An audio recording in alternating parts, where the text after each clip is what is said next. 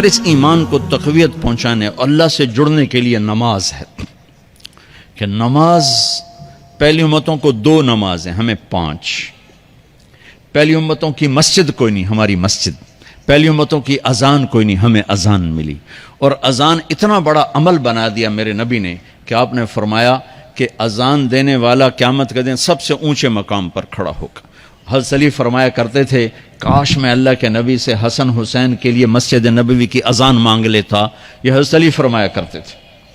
اور جنگ قادسیہ میں مؤذن زخمی ہو گیا تو اذان دینے کے شوق میں سردار آپس میں الجھ گئے، کہتا میں دوں گا، ایک کہتا میں دوں گا۔ پھر قرہ اندازی ہوئی، جس کا نام نکلا اس نے اذان دی۔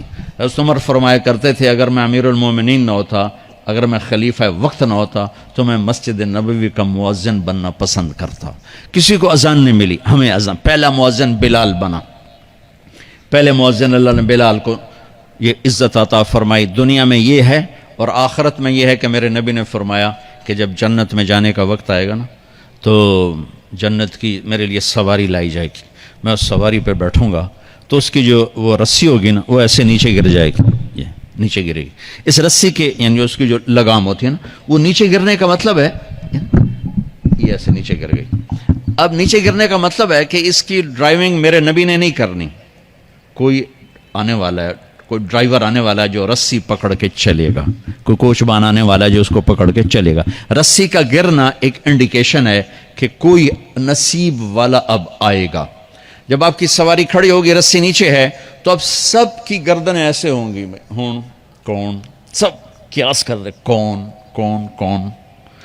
اللہ کی طرف سے اعلان ہوگا بلال کو بلایا جائے، بلال۔ تو بلال آپ کی سواری کی لگام پکڑیں گے اور آپ نے فرمایا کہ سب سے پہلے میں جنت میں جاؤں گا اور بلال میرے ساتھ ہوگا، میری سواری کی لگام پکڑے وہ جائے گا۔ تو ہمیں اذان ملی، کسی امت کو اذان نہیں ملی۔ ہمیں 5 نمازیں ملی، کسی امت کو نمازیں نہیں۔ 2 نمازیں، ایک فجر کی 2 رکعت، عصر کی 2 رکعت۔ باجماعت نہیں، ان کو اپنی کتاب یاد نہیں، ہمیں قرآن یاد ہے۔ میرے مدرسے میں ایک بچہ اب ماشاءاللہ امریکہ میں وہ پڑھا رہا ہے، اس نے 30 دن میں قرآن یاد کیا۔ صبح یاد کرتا تھا، شام کو تراویح میں سناتا تھا۔ میرے مدرسے کا بچہ ہے، صبح بیٹھ کے مغرب تک پورا سپارہ یاد کر کے اور عشاء کو تراویح میں سنا دیتا تھا۔ اللہ نے میں ایسا قرآن دے دیا کہ 1 مہینے میں بھی یاد ہو جاتا ہے۔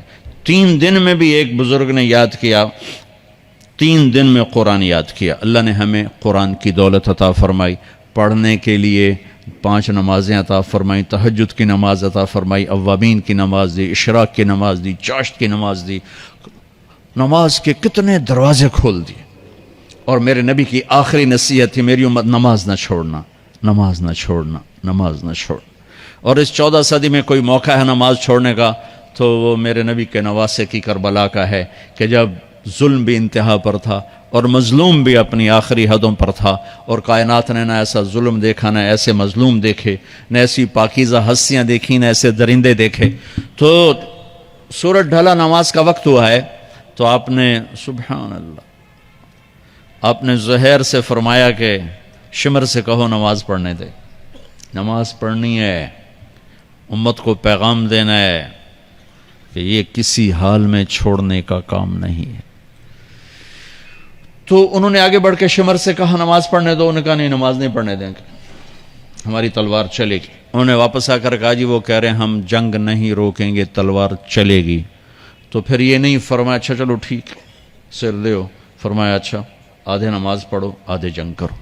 آدھوں نے نماز پڑھی، آدھوں نے جنگ کی۔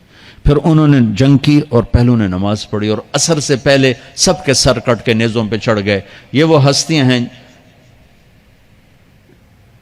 جن کو میرے نبی نے کہا میری آنکھوں کی ٹھنڈک حسن حسین، میرے جگر کے ٹکڑے، میرے جنت کے پھول، پتہ نہیں کیا کیا تشبیہات دی ہیں میرے نبی نے۔ اب جنت کے نوجوانوں کے سردار حسن اور حسین، اور پھر نماز نہیں چھوڑی۔ ان کو جنت کی بشارت تو ماں کے دودھ پیتے مل گئی تھی، کربلا کی وجہ سے نہیں ملی سرداری ان کو، وہ تو ان کے سر کا صحرا ہے الگ۔ ان کو سرداری جنت کے ملی ماں کا دودھ پیتے ہوئے کہ جنت کے نوجوانوں کے سردار ہیں حسن اور حسین۔ نماز نہیں چھوڑی میرے عزیزو، نماز نہ چھوڑ۔ اللہ کا شکر ہے، میں آپ بچوں کو دیکھ کے مجھے اپنا کالج کا دور یاد آ رہا ہے۔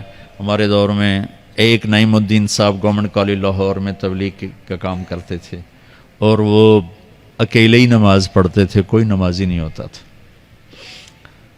اور کسی لڑکے کی داڑھی نہیں تھی، کسی لڑکے سوا سے ایک نعیم الدین کے۔